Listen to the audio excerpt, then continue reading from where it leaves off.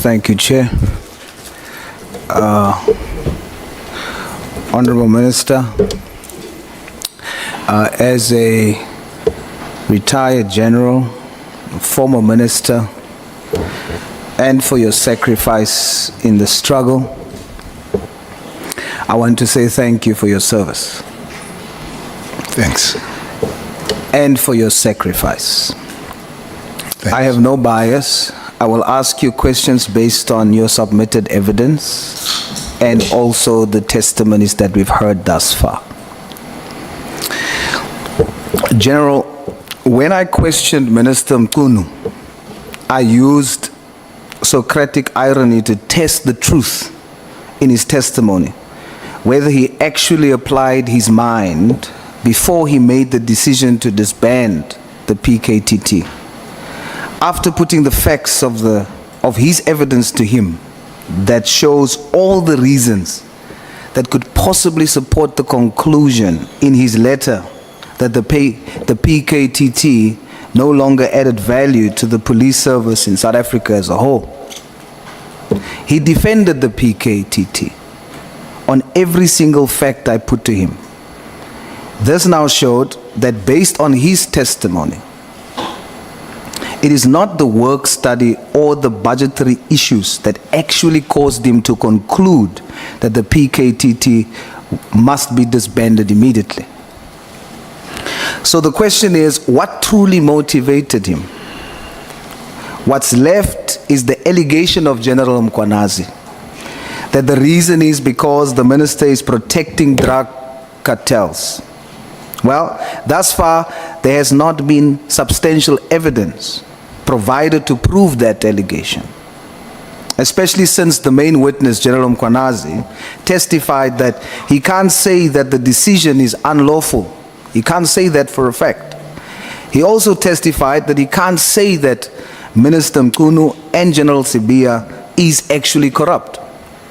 Therefore, we must still probe more witnesses to try and get to whether or not his allegations are true. But General, on the day, I was convinced that there is a third possibility. For now, I can only call that possibility the minister's conviction. There's something deeper that he's not telling us. There's something that he knows. I don't know yet what exactly it is. The best I could do was to tell him to stand by his conviction, even if it goes against public opinion or risks his position. I told him to put South Africans first. But today, hopefully, your testimony will assist me to get one step closer to the truth. General, you were the Minister of Police when Nathaniel Julius, a Down syndrome little boy, was brutally shot and killed by police. After 4 years, there's still no justice for Lokis. General, is the reason for this because there's corruption in the police and the judiciary?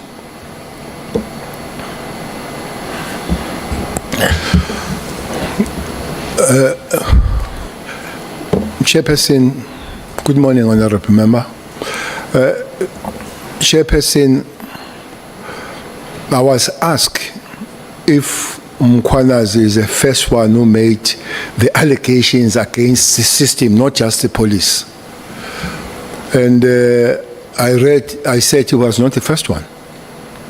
Actually, the first that I know was a judge, Judge Tulare, and I read the judgment of how high does it this one goes when he says even the decorum of the courts and the judicial officers cannot be saved on the 28 and mobster gangs, I'm sure, and others and all that.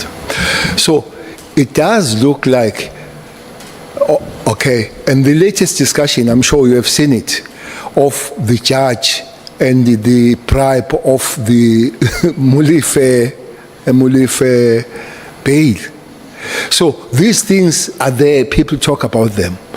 Maybe somebody needs just to come with it and say, here it is. So I would not sit here and deny that corruption on the chain does not exist.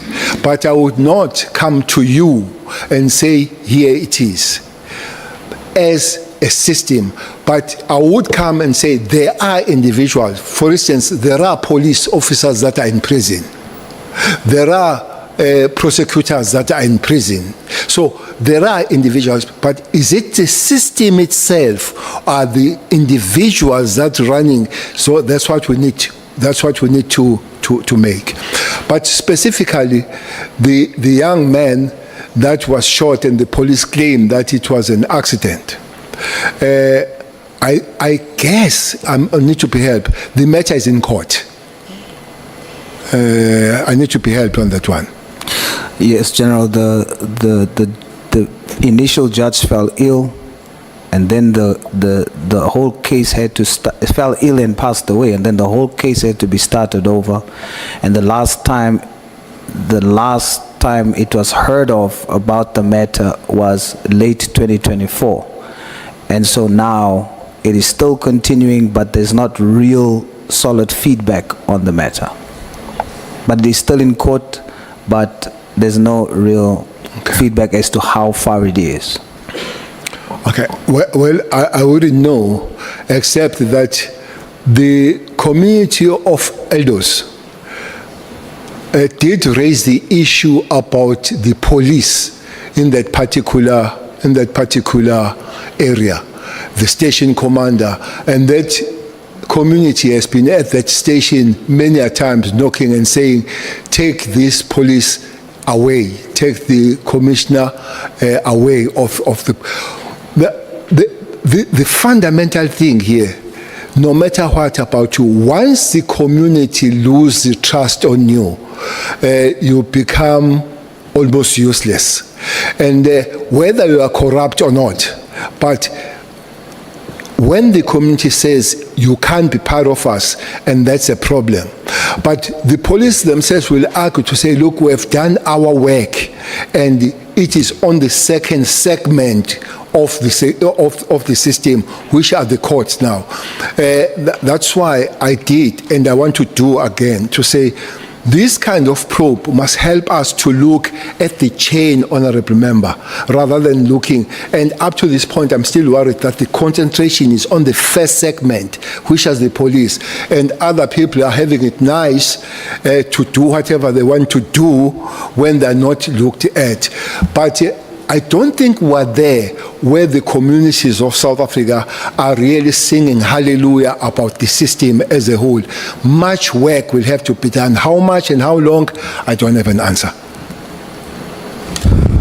General, you were also the National Minister of Police when Jocelyn Smith got missing. Is Jocelyn Smith still alive?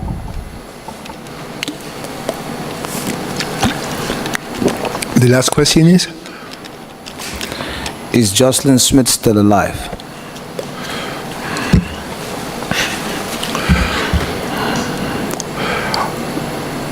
This is a story of the little beautiful girl.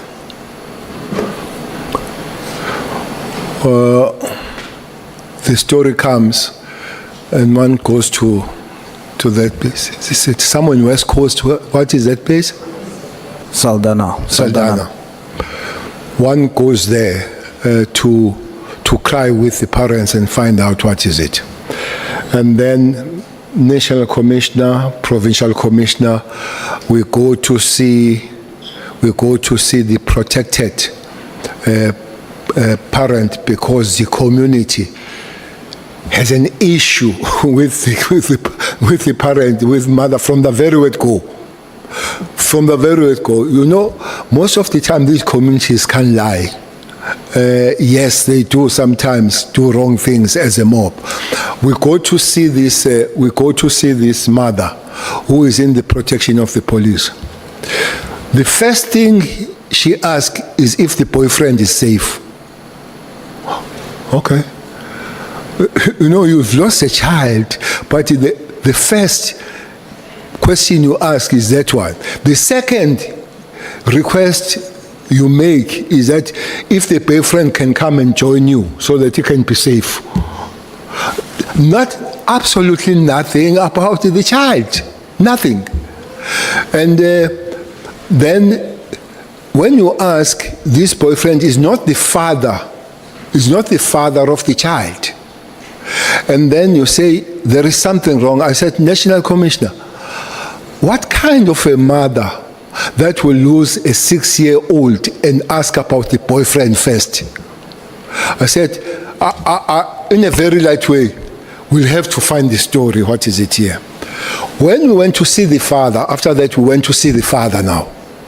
And the father said, my story is that the mother knows what happens. This is the father now saying so. We went to see the grandmother, and the grandmother said knows. And then I think that was the angle from the police that followed. But I must also commend the community of that area. I've never seen such a formidable, united community around the matter. That community pushed everybody for something to happen. Then this theory of investigation, it was say the child has been kidnapped. It was about Inyanga. I'm sure you know what Inyanga is. It was about Inyanga, Muti, and all that kind of thing. So the theory of Muti, then the child should not be living once it's for that. A person was found to say so Inyanga, selling, and all that kind of thing. I don't know where police find the information. But there was a special team, honorable member, that was sent in Heathrow to search a boat, to search a ship. I think it took about 2 days searching that ship because somebody said she was put in that particular ship, but that ship was found in London or in Europe, in whatever port where it was, and the child was not found. When one went there, community raised the issue again that police were a little bit like a basic approach in dealing with the matter. I said, when this community is so much active and so much involved, police can't take a reverse gear on it, go to it. And indeed, there were many police searching and all. It's where we were together with your leader, working on the matter and all that. One thing that I can say, that is one matter that was worked by everybody, politicians, community, law enforcement, Abefundisi, everybody really worked on it. But the question you are asking, after all this, and the mother found guilty, I don't know if Jocelyn is still alive. I wish she would. But even if she is alive where she is, I don't think her life will be a comfortable life. Because nobody could have taken her out of the parents to give her a better life than the parents, no matter what is the social status and standard of the parents. I don't want to say I don't have a hope, but I don't have information. After the judgment and the sentencing, police said they are continuing to search. I think that should continue until we find the final understanding what happened to Jocelyn. Thank you, General. I think I agree with you. We should continue to search and do our best. We still have hope. General, you testified that you gladly accepted to stay for free at Mr. Matlala's apartment. Please share with us, what was your experience like there?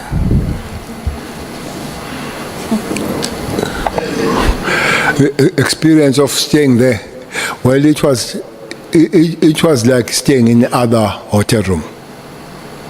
No special experience. It was just a hotel room as you would stay, because it forms the part of hotel there.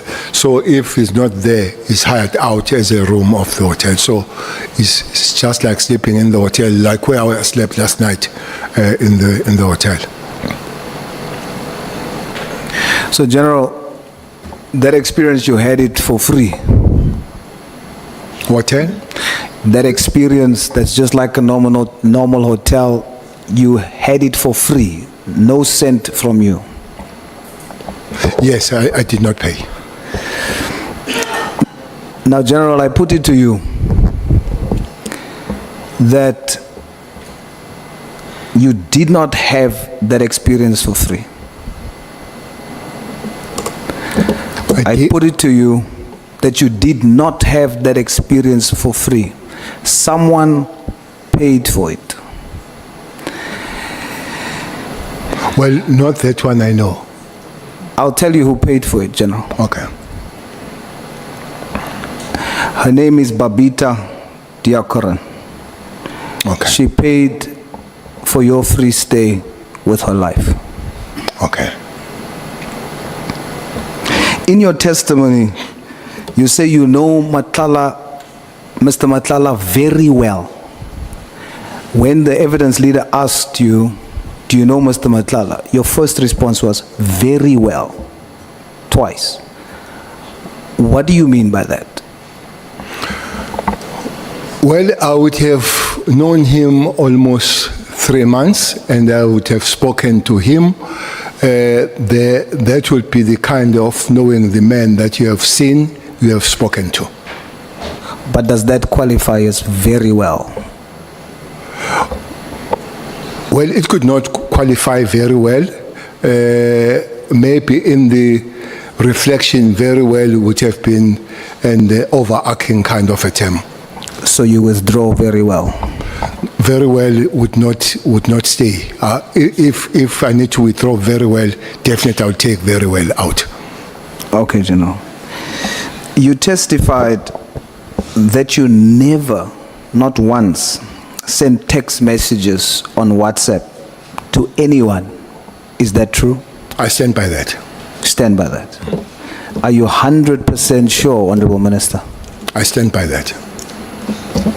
You testified that you only called Mr. Matlala 10 times. Is that true, or is it less or more than 10 times? That was on a day. That was on one day, but I don't know how many overall. Okay. But definitely, as Honorable Member Julius, Honorable Member Malema said yesterday, 250, I would say not 250. Not 250. You are 100% sure it is not between 200 and 250? It definitely would not make that number. What number would it make? I don't know the number. I know the day's number. May we please take Honorable Malim. Minister, did you call Kat Matlala when he was in prison? Absolutely no. Thanks. Thank you so much. You may proceed, Honorable Sauls. Thank you, Chair. General, have you ever asked Mr. Matlala via text to buy you a vehicle, an SUV perhaps, or maybe an armored vehicle? Are you asking if I ever text him that? Yes, sir. Honorable Member, anybody who tells you that I've texted him or her is not speaking the truth. I stand by that. You are 100% sure, Minister? 120% sure.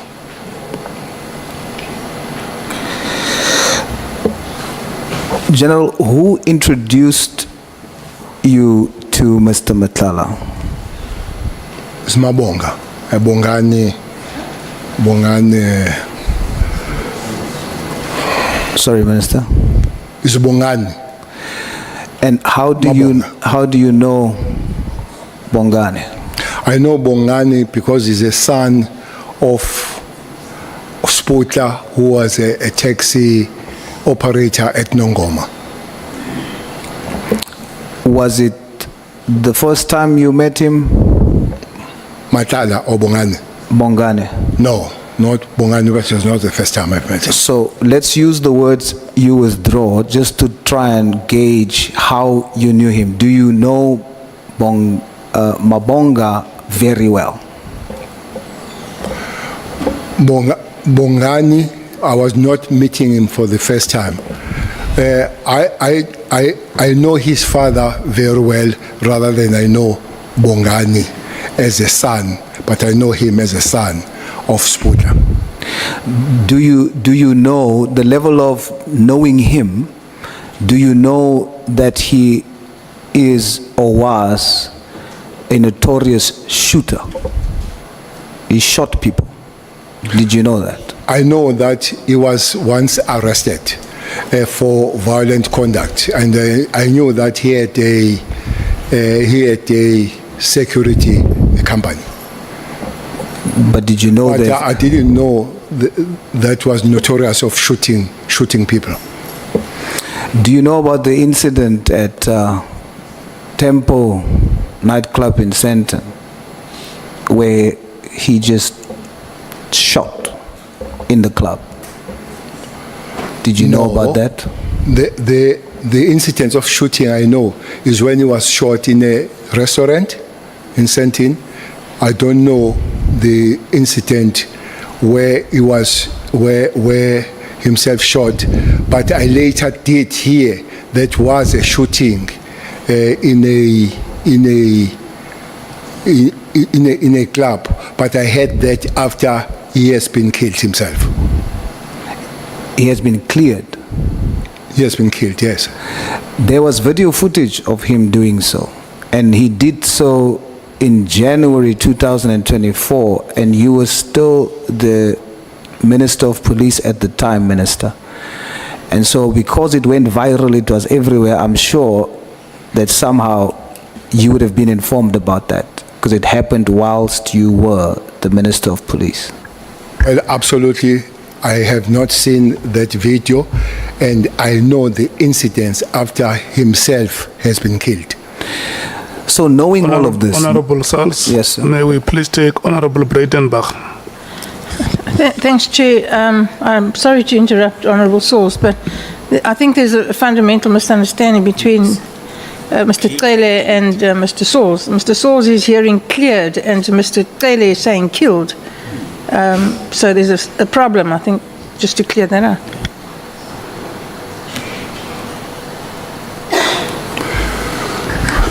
Did you understand the point, Honorable Sauls? yes, I did, but I think the Minister should clarify if that's the case. Indeed, I did hear he was cleared, because I'm talking about the first instance and not the second instance where he was killed. So is Minister saying killed or cleared? I think But it's you who said he was cleared. Is it you? No, sir. I say Okay, I know okay, the, okay, let's start here. The person in question, is the person still alive? As we speak, the person is sadly no longer alive. The incident I'm referring to, the person was alive during the incident and after the incident. And that incident happened during the time that Minister was the Minister said on that incident he was cleared, or whether he said killed. Okay, who cleared the person, Minister? the Sorry, person you talk about. The person you talk about here is Mabonga, is not Matala. Yes. Yeah. So it talks about the shooting in the club. I said I did not know about this incident. The incident I know is where there was a shooting and he was killed in a restaurant, Mabonga. He was killed. He was killed. Or not? He was shot and killed. Not cleared. No, killed. Yes. So then my question was the one where there was video footage that went viral about a shooting in January 2024, when you were still the Minister of Police. And usually when things goes viral like that, he was dating a celebrity, so he was very well known. So there must be a way that you would have known about it. But your response, Minister, was that you, despite all those factors, you still didn't know about it. Absolutely, I didn't know about that incident. Okay, but you do know that he was arrested, and you knew this before you met him? That he was arrested? Yes, for... I knew that when I knew him. Remember, I have known him for some time because he come from KZN. I did not only know him when he was in Joburg. Yeah. So you didn't see anything problematic with having a meeting with someone who is shooting, who's known to be shooting? And then, of course, you mentioned that you didn't know who's he bringing with you. But when you then see who he's bringing with and establish who that person is, you still felt comfortable to remain with them? Which shooting did I know? The club shooting? The one for arresting that you knew about? Well, I didn't know that that shooting you talk about went viral. And dating the celebrities. I don't know celebrities. I'm not a celebrity myself, so I don't know. But I know that he was arrested for violent act. You say that was a shooting that he was arrested for. I know he was arrested, but I did not know that that was for shooting. And I say I knew him long before he came to Johannesburg. And indeed, is a person that, knowing the father, I would still speak to him. I will accept that, Minister. In your ministerial budget, your budget speech on the 11th of July 2019, you said 119.8 million was spent on deployments for Operation Thunder in the Western Cape, and 18.5 million in addition for vehicles to Western Cape anti-gang unit. Yet gang-related deaths are increasing, and you quoted Justice Daniel Tulare, who states that the evidence shows that the 28 gang has captured SEPs on the highest levels and public prosecutors. So what reason would there be for putting so much money in something like that when there's totally no change? Okay. Well, the chair is not here. I want just to take a step back on Mabonga before I come to this one. Yes, sir. You say I still spoke to Mabonga when I know that he was in prison. No, I didn't say in prison, Minister. What did you say? Knowing what he's doing, and then afterwards meeting Mr. Matlala and getting to know what Mr. Matlala does, and you still continued a relationship with them. But I said, I know Mabonga that was arrested. That's what I said. And then you say, on top of that, I still met him. Correct, but I didn't say... Because I want to come to you to say, but many of us here, we have spoken to people that have been in prison. Absolutely, but when that includes you. Indeed. Yes. I do speak then it can't be a crime to speak to somebody that has been in prison. I never said it's a crime, Minister. Okay. But what I am angling the question to is that your stature in society, who you are, what positions you held, you meet the persons on the first time. Then you find out and know what the questionable issues are. Me, who meets people who went to prison, come to prison, if it is questionable, I'm not going to continue a relationship with them to the point of taking favors from them, and so on. So it is from that angle that I come. No, thanks. The point I wanted to make, and I've made it, is that it's not only me that meets person that has been in prison. That's the point I wanted to make. And you and me will concur on that point.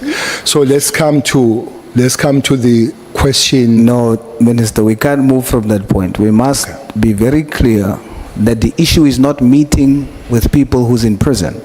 It is meeting with people who is actively involved in crime. Well, that's a new statement. But that's the point we were making. Like you said in your testimony before, context and content. I was not dealing with verbatim. No. But I'm saying the content and the context that you and I are talking about is not just meeting someone who has gone to prison. It's about the activity of the people, and you know about it and continue the relationship. The statement I made here is that I know he was in prison.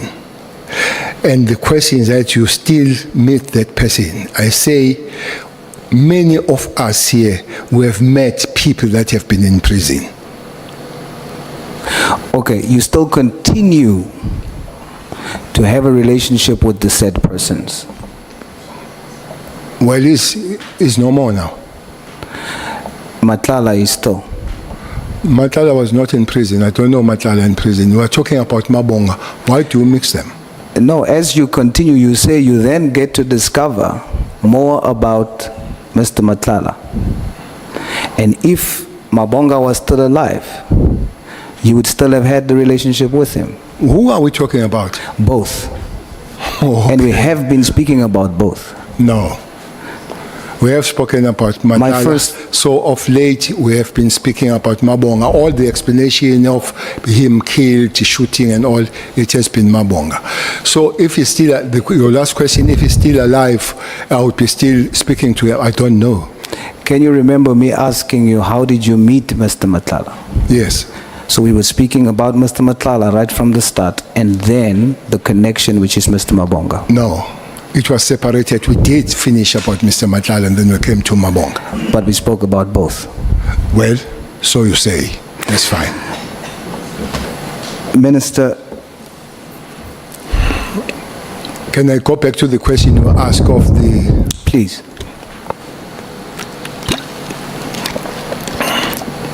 The question says why I would put that money to these operations. When there's The clearly, question- when there's clearly no change in terms of gangsterism, and you quoted a judge saying what's currently happening, that gangs has infiltrated the judiciary and SEPs. So that means over 100 million invested has not changed the situation in the Western Cape. Why would you continuously justify putting so much money in that particular program? I guess that money is even far more now, Honorable Member.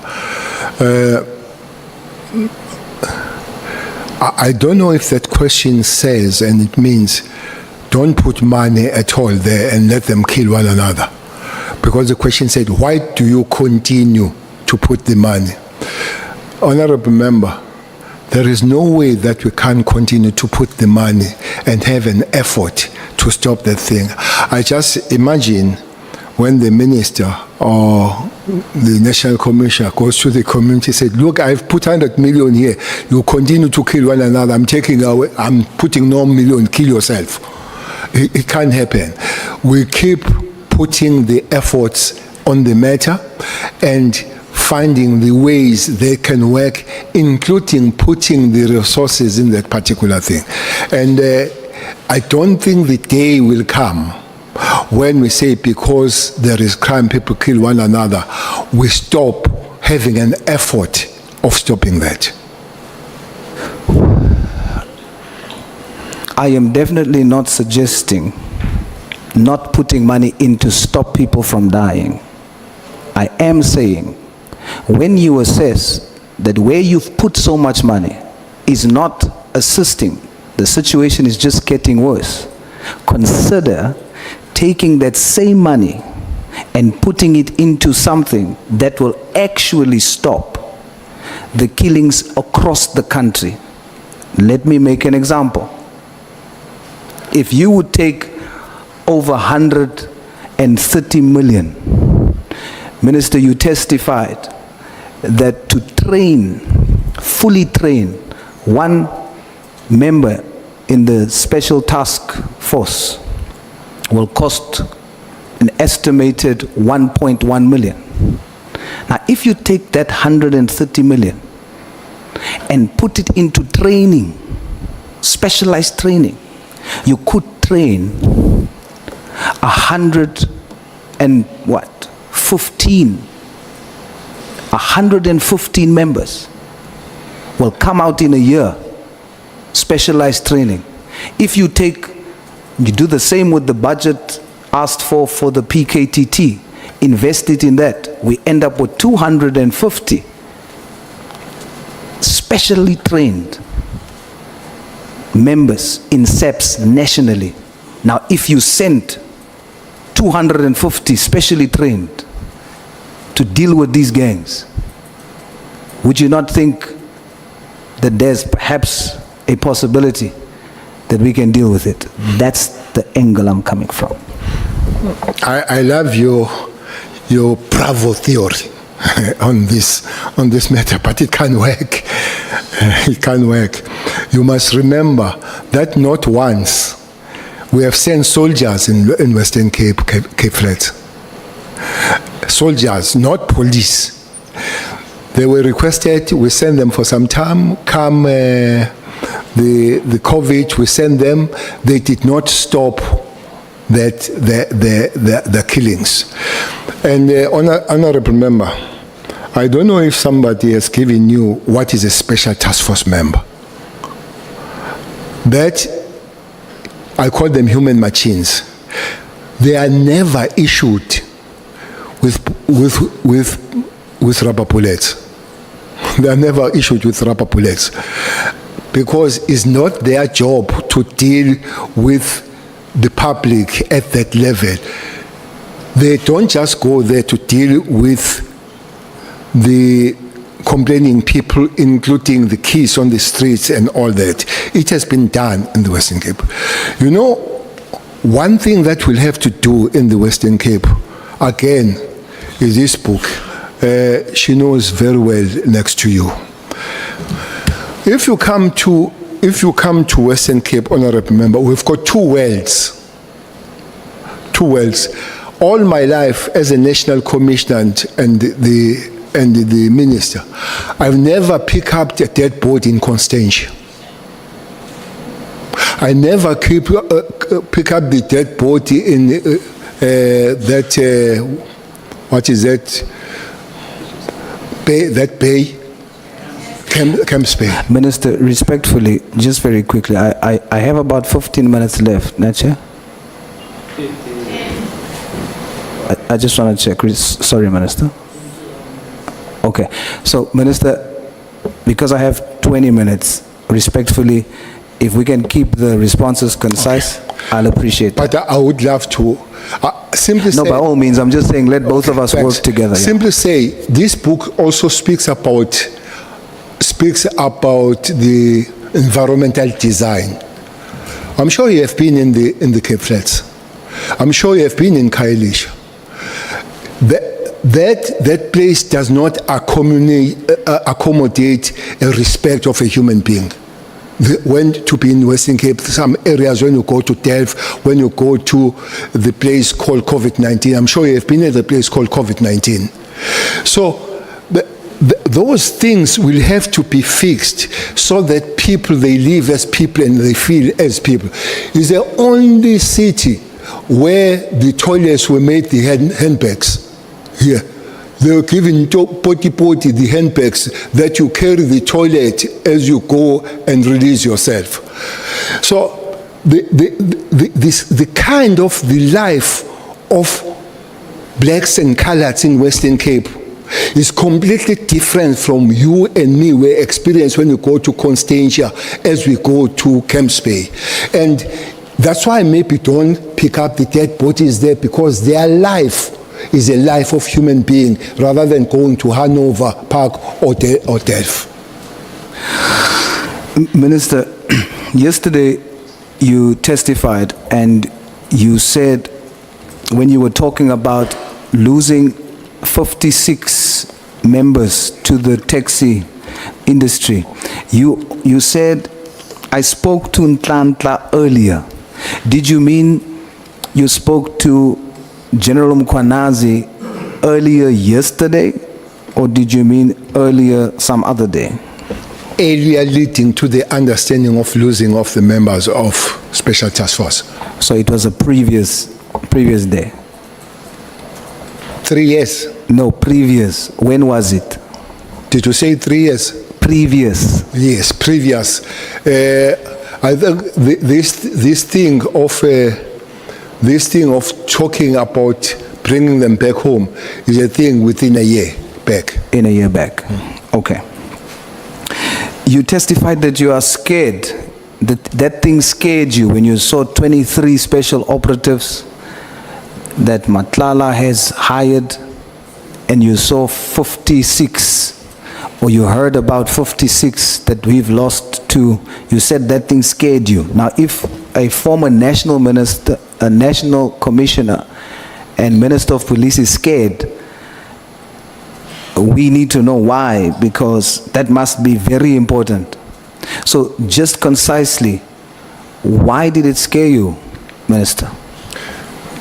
I'm scared that the private security company capabilities are about to be equated or be more than the state capabilities when it comes to these forces. So that's what scares me, and it should not be allowed to continue to happen. So these forces, these members that comes from this force, who's the commander of that special task Those force? that are outside. Those that are inside, those that are outside where they come from. They come from the special task force. Who's the commander? I think the commander of the special task force now will be Major General Zulu. Who was before? It was Major General Khumalo. Before it was Mkhwanazi. So these members comes from a unit that was commanded by first General Mkhwanazi, General Khumalo, and now General Zulu. Sorry, Minister? Zulu. Yesterday, in your testimony, you said Commander or JZ Msholozi is my commander. Why did you say that? Because he commanded me. So you still consider him now as your commander? He's not commanding me now. So why He did used you to be. why did you say that in the present tense? He's still my commander. He's not.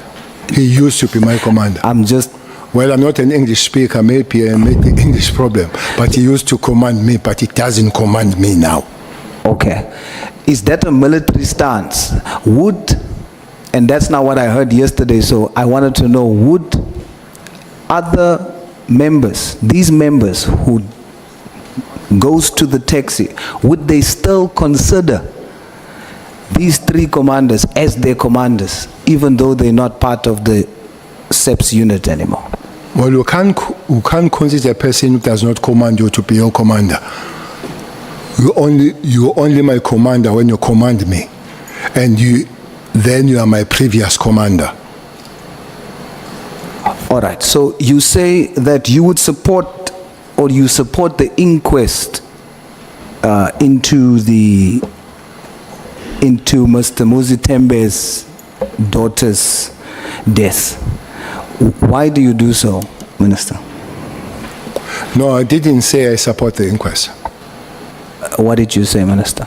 I said the information I had is that the police had a solid case, but the only thing, the prosecution refused to enroll the case.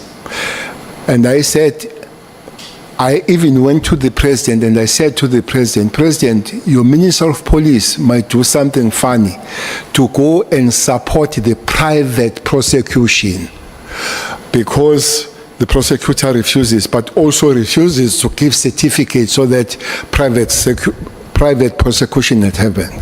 And I said, that case now is having the inquest. That is my information. And the person that is doing the inquest is asking the question, why was this not enrolled? Because it's an obvious case. So, but I did not say, what I said I would support was a private prosecution. For the inquest, or that involves or would result into an inquest. There is no private inquest. The private prosecution, that will be the result. Honorable member, private prosecution comes this way. If South African prosecutors say they can't prosecute, they don't see the case, they must issue the certificate for you and me to go and get the private prosecution. And then there is amount of money that we must pay for private prosecution. That's the money that was paid by Lulu Winberg for Umsholo's, that 500,000. So you pay that money. After paying that money, then there is a private prosecution continues. But if you don't have certificate, you can't go for private prosecution. I'm saying, I said, President, I would support private prosecution. The only thing that is not happening is to get a certificate from the prosecutor that could not enroll. So in exchange must give the certificate, of which also was refusing. So we're just stuck in the middle. I understand that, Minister, but I was referring to the end goal. That's one step towards that goal. But let's move on. Who arrested the hitman on AKA? Who arrested? The hitman. Is a team that was put together. Which team? Is it the PKTT? No. No? No. Yet he was killed in a 5-kilometer radius away from the head office. And they were arrested close to 1 year later. The head office does not arrest. Even if he was killed in the head office, would not have been arrested by head office. But the team was put together, and then the team did the good job. Yet there was a team there, specialized team, in a 5-kilometer radius that can go all the way to a different province. They could not deal with that there, right there and then. Where was it? Which team was that? The PKTT is there. Where does it sit? They are there. Where? In KZN. So what I'm saying, Headquarters? where Umkwanazi's office is. No. Get your facts straight. What is the facts, Minister? The facts, they've got their headquarters in Pinetown. Is it in KZN? Yes, but in Pinetown, not headquarters of the police. But is it in Headquarters of the police is KZN? in the CPT. Is it in KZN? KZN is not a capital. The point I'm making, and this is the fact, that it happened in the province where the PKTT is supposed to zoom into. A hit happens. A different team nationally needs to be put together to go and deal with that murder, a high-profile murder that is just kilometers away from where they are based. But in other matters, they are ready to go to a different province. That's the point I'm making. Your imaginary fact, that's not a fact. You say it's a fact, it's an imaginary fact. Okay, help me, Minister.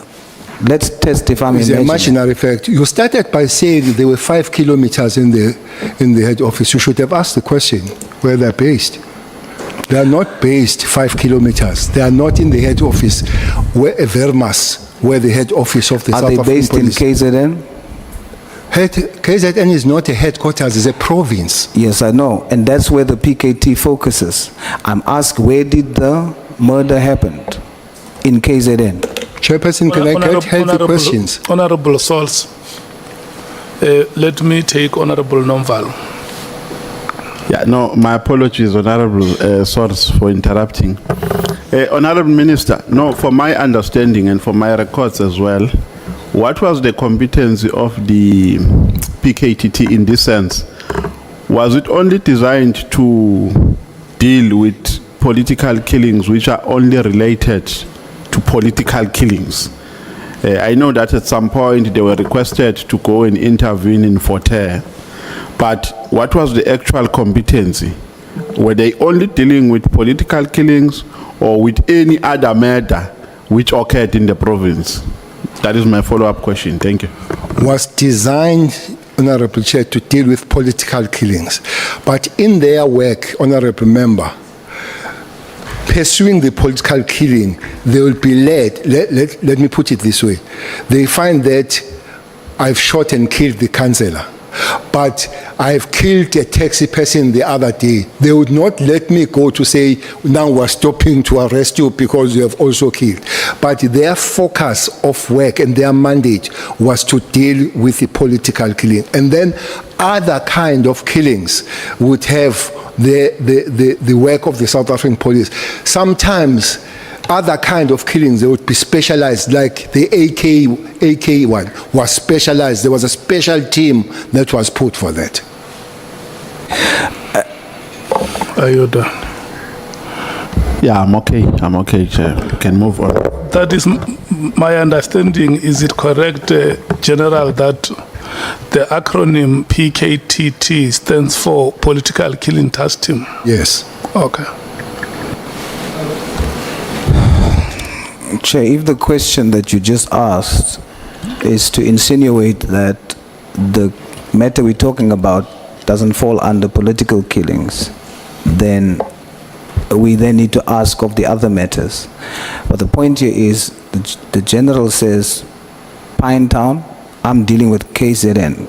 But fact is, even Pinetown is in a 30-kilometer radius from where the murder happened. And the point I'm trying to make is that they're so close. It's a murder, high profile, deal with it and arrest people. But they can leave to a different province to do the same thing. But we can move away from that, General. I have, I think, about 5 minutes left, so let me jump a few questions.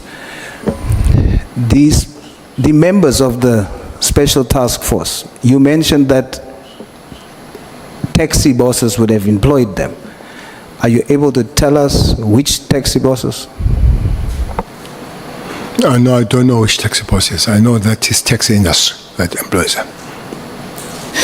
In a sworn affidavit, a statement by investigating officer Kumarasan Pillay, the state prosecutor Elvis Kweka, told Durban Magistrate Court that Bright Circle, a company owned by, I hope I say this correctly, Haba, allegedly paid 800,000 to the bank account of Mziwetemba Harvey Mgobani, one of the suspects, on the day after AKA and Motawane was murdered.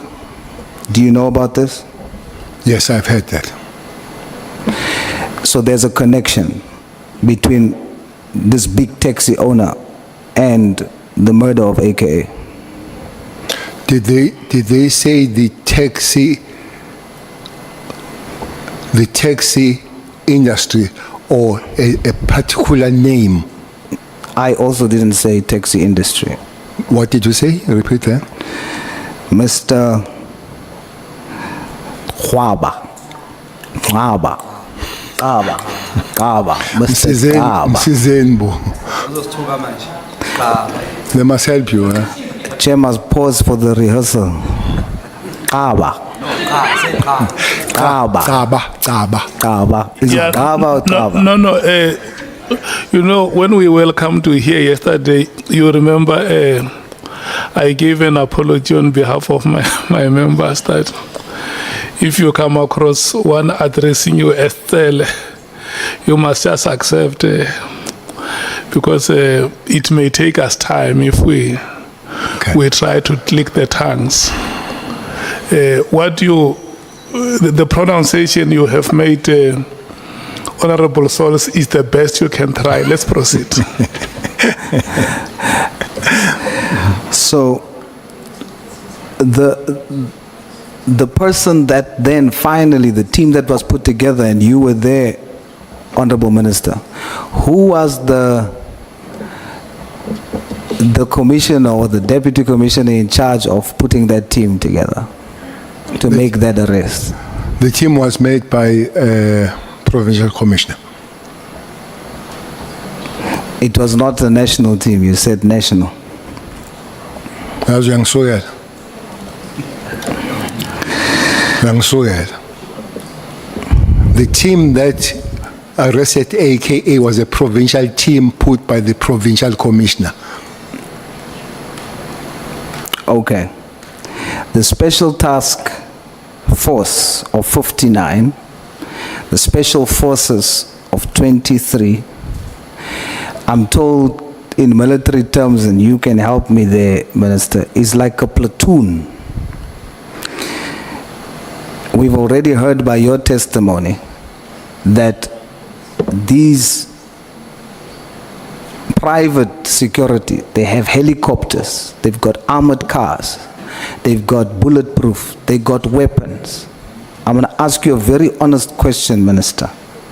If for some reason this group of people has to go in a fight with our SEPs today, who will win? State will win. The state will win. You said yesterday you were so scared because if you think about 59 against 20 from SEPs, it'll never work. Why were you fearful? They are not special task force in the police now. They are not 20. You said if you had to send them, Yeah. would they win? Because I think the point you wanted to make was that you fear No, that they are getting stronger than the SEPs team. That's the point you wanted to drive home the whole time yesterday, that you are worried. and I added that it needs to be stopped. You are worried. And I added that it needs to be stopped. I'm worried and it needs to be stopped. Hence, I said I made the efforts with the National Commissioner to take them back home, which is the process that is happening. Minister, thank you very much for your time. I want to say that every single one of you, whom we respect greatly, must take responsibility that the state of affairs in SEPs today, all of you have contributed to it. And it's all of your responsibility to fix it for South Africa. Criminals have spotted this weakness amongst you. And that weakness is division. To the point where they put and place yourselves against each other. They saw that weakness. They become informants to each of you about each other. You no longer there, but I think as a senior, as a veteran, push harder to break this division, because criminals are taking advantage of that, and it's making our security vulnerable, and communities are suffering, our children are getting missing, our communities are turning into war zones. We need to fix this. We can't police corruption, General. But I want to say that what's going to happen, there's a spiritual shift. The light in this country is getting stronger, and whatever happened in the dark is going to be exposed automatically. My message to every whistleblower, everyone that's standing up against corruption, don't seek to police it. Just make your light stronger. Don't seek to kill Judas. Judas will hang himself. Thank you, Chair. I nearly Thank said, you I nearly so said much, amen. I nearly said amen. Hallelujah.